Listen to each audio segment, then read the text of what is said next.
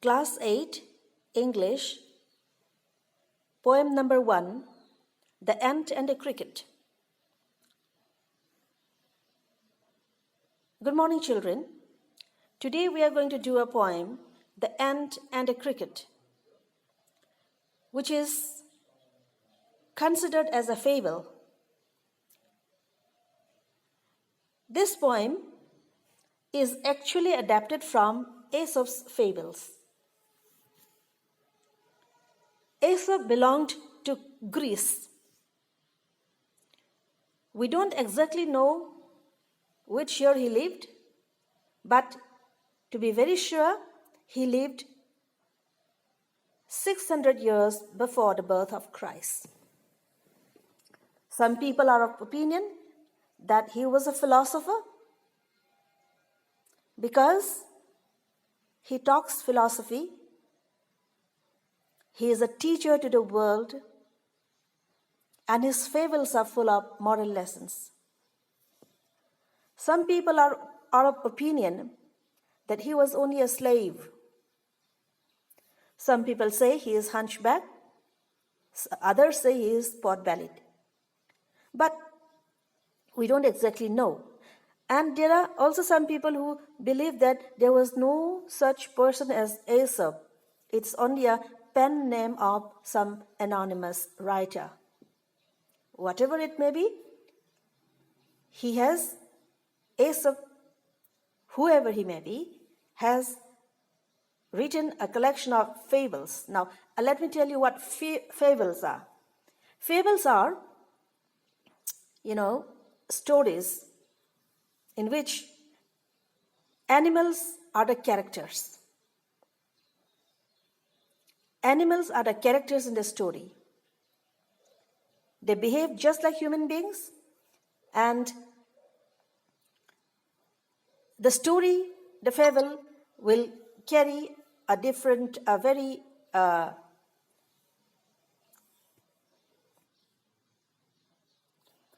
very significant moral. There are some sayings like, look before you leap. Then the boy who called wolf. These are all from Aesop's fables. And today here we have the ant and the cricket in the form of a poem. And so let's see what is the moral here. A silly young cricket, accustomed to sing through the warm sunny months of gay summer and spring, began to complain when he found that at home his cupboard was empty and winter was come. Not a crumb to be found on the snow-covered ground. Not a flower could he see, not a leaf on a tree.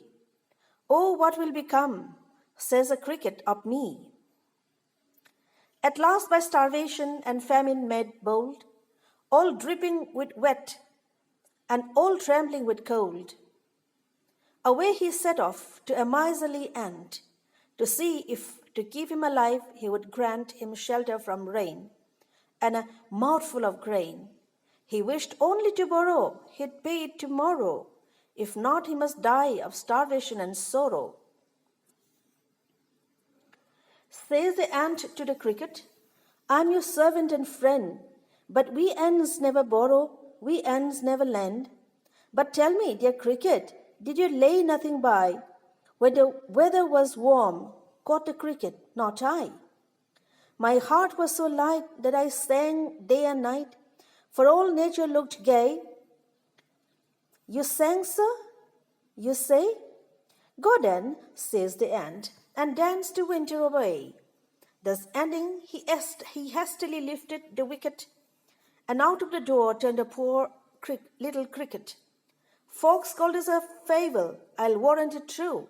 Some crickets have 4 legs, and some have 2. Now, let us go to the first line. A silly young cricket, accustomed to sing. A silly young cricket, a foolish cricket, who is used to singing, who loves singing. Through the warm, sunny months of gay summer and spring. So during the summer, gay means very joyful time. During the joyful time of summer and spring, the cricket would sing and sing and sing. So the cricket began to complain when he found that at home his cupboard was empty. So he was not working. He had not been working during the spring. He had not been working during the summer. And so when winter came, he found that his cupboard was empty. He had not collected any food. Began to complain when he found that at home his cupboard was empty and winter was come. Not a crumb to be found on the snow-covered ground. You can imagine in the temperate regions during the winter, the ground is covered with snow and you cannot find everything is covered with snow, and so you cannot find any crumb. Not a crumb to be found, any pieces of food on the snow-covered ground. Not a flower could he see, not a leaf on the tree. So there was no flower, no leaf on the tree. Oh, what will become, says a cricket, of me? What will I do? What will happen with me? I have no food. He was worried. At last, by starvation and famine made bold. He was made bold. He became bold. What made him bold? Starvation and famine. He was going hungry. All dripping with wet and all trembling with cold. He was dripping wet. The snow has made him wet. And he was trembling, was shaking, shivering with cold. Away he set off to a miserly end. So he went to a miserly end. And he plucked up the courage to go to the miserly end. And that courage came from starvation and famine. Look at the end. The end is called miserly end. Miserly means one who wants to save, to store, or to hoard more and doesn't want to part. So that is a miserly end. So you know the character of the ant. He is miserly. And you know the character of the cricket, that he is fond of singing. He loves singing and he does not work. Now, at last by starvation and famine made bold, all dripping with wet and all trembling with cold, away he set off to a miserly ant to see if to keep him alive. To keep him alive, he would grant him shelter from rain. So he wanted to take shelter from the rain because he had nowhere to go. And a mouthful of grain, he wanted some food. He wished only to borrow, he'd repay it tomorrow. So when he comes to borrow, he comes to the ant for shelter and grain. He has determined, he has made up his mind that yes, this is only for borrowing. The next day I will return it. If not, he must die of starvation and sorrow. So if he doesn't do that, he would die of starvation and sorrow. He would die of hunger and sadness. Says the ant to the cricket, I'm a servant and friend. Says the ant to the cricket. Look at the ant.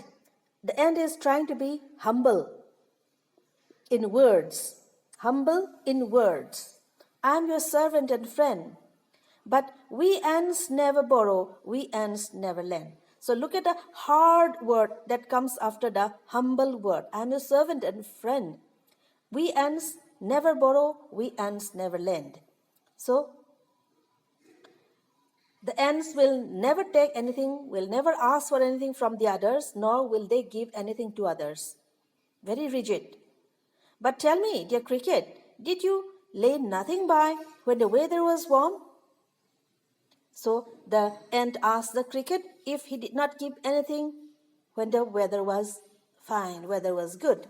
Quoth the cricket, not I. So the cricket said, no, I didn't. My heart was so light that I sang day and night, for all nature looked gay. So nature looked so beautiful, and I felt so good in heart. So I was singing, I kept on singing the whole day and the whole night. You sang, sir? You say? Go then, says the ant. So the ant is angry. He says, yes, you sang? Now go and dance the winter away. You are fond of singing? Now you go and dance in the winter. You were fond of singing in summer and spring, and in winter you have to dance. So making fun of the cricket. He is mocking at the cricket.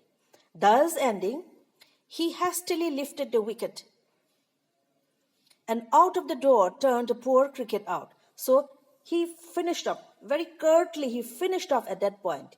And so he lifted the wicket. Wicket actually means a stick.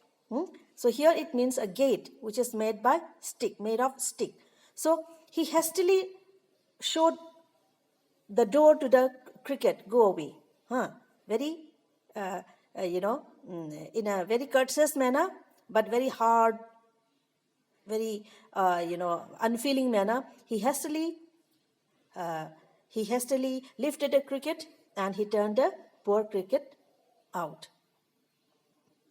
Fox called this a fable. I'll warrant it true. Some crickets have 4 legs and some have 2.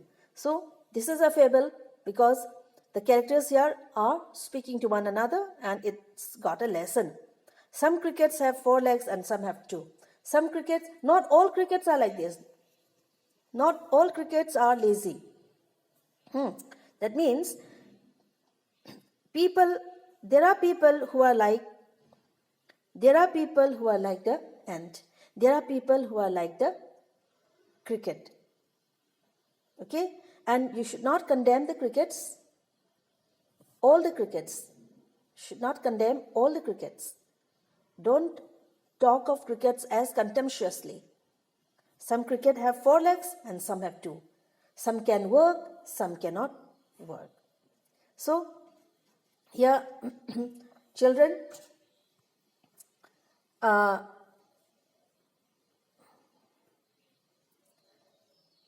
would like you to find out the rhyming words. Find the rhyming words in the poem. Okay? Find the rhyming words in the poem, and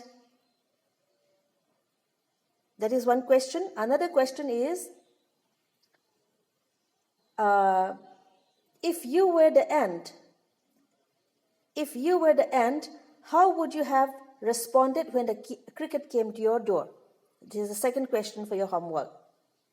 First question is, find the rhyming words. Second question is, if you were the ant, how would you have responded when the cricket came to your door? So please do these 2 questions.